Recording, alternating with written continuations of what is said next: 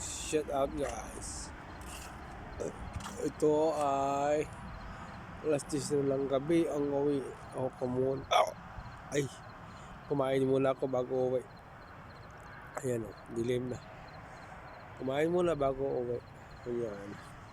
Naghihintay na si motocross. Ayan o, naghihintay na siya sa labas. Ayan o, yan. Ayan na sakyan ko pa uwi. Ayan, dito mga factory, pauwi na ako. Ayan, dilim na, di ba guys? Ayan, ito ang buhay ng OFW. Bukid.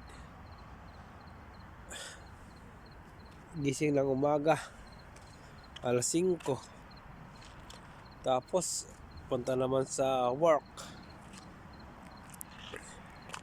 Start na naman trabaho, alas 7.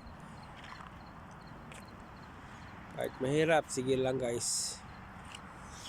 Yan ang buhay OFW. Sige. Ako pupunta na ako sa may rider ko. Kasi pauwi na rin ako eh.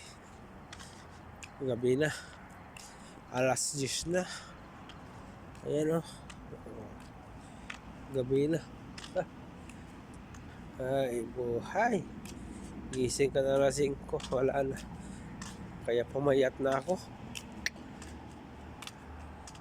Yung pantalon ko nalaglag na sa payat. Trabaho.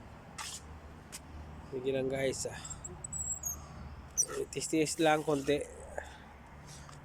Kita-kita sa Pilipinas, doon ako parati mag-video.